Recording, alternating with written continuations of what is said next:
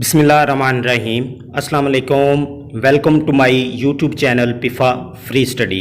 उम्मीद करता हूँ कि आप तमाम मेरे देखने और सुनने वाले सब बफज़ल खुदा खैर होंगे।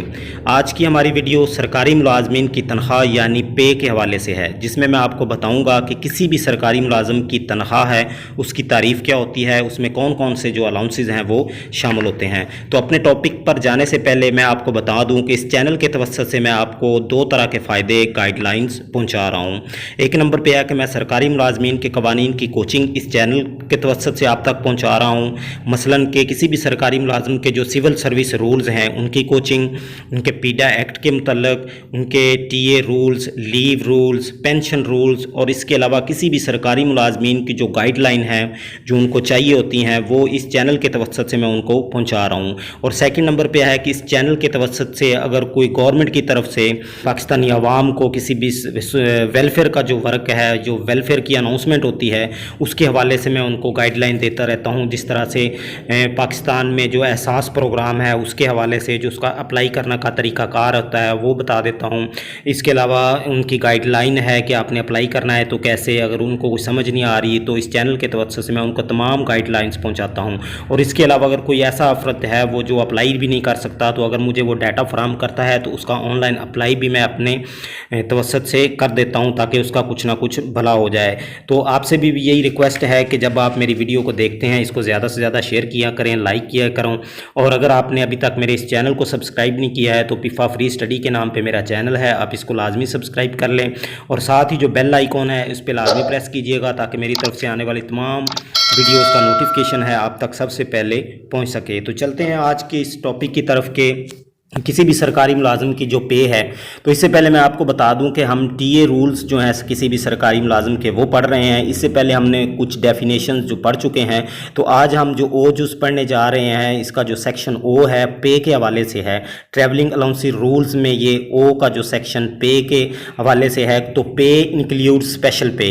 तो पे में शामिल क्या होता है कि एक स्पेशल पे होती है। स्पेशल पे क्या होती है कि किसी भी सरकारी मुलाजम जो अपनी ड्यूटी सर अंजाम दे रहा है, जिस पे की अपॉइंटमेंट हुई है, अगर कंपिटेंट अथॉरिटी उसकी चाहती है कि ये किसी और अपनी ड्यूटी भी साथ साथ अंजाम दे अपने एडिशंस पे, यानी कि एक पोस्ट पे काम कर रहा है साथ ही किसी और पोस्ट का चार्ज उसको दे दिया जाए तो उसको एक किस्म का जो अलाउंस है वो अलाउंस को हम एडिशनल चार्ज अलाउंस कहते हैं। अगर वो भी मिल रहा है तो वो भी पे का हिस्सा होगा।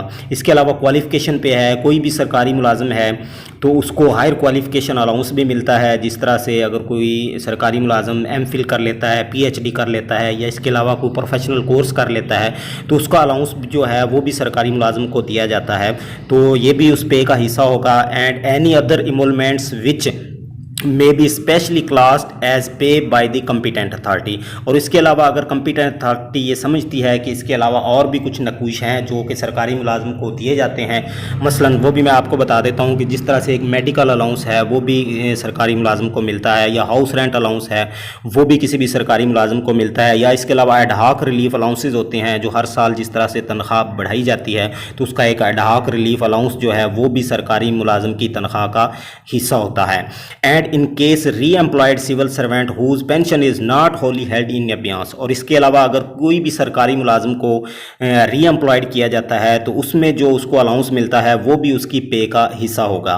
Pay includes the pension drawn by him provided that if the total of pay and pension exceeds the maximum of the pay scale of the post held during re employment. और इसके अलावा री एम्प्लॉयमेंट के दौरान जो भी उसकी पे स्केल का जो उसका पोस्ट है जो मैक्सिमम अगर स्टेज पे वो पहुंच जाता है तो उसके बाद वो रिटायर्ड नहीं होता, लेकिन उसकी एज अभी रिटायरमेंट की पड़ी होती है। मसलन कि एक सरकारी मुलाजम है उसकी जो स्टेजेस हैं किसी भी स्केल की वो मुकम्मल हो जाती हैं लेकिन उसकी एज पड़ी होती है रिटायरमेंट के हवाले से, तो उसके बाद स्टेजेस मुकम्मल होने के बाद उसको एक पर्सनल पे का जो अलाउंस है वो दिया जाता है। तो वो अलाउंस जो है वो भी इस तनख्वाह का हिस्सा होगा। The maximum pay of such scale shall be deem to be the pay. उसका जो मैक्सिमम पे होगी वो उस स्केल की वो भी इस तनख्वाह का जो है वो हिस्सा होगी।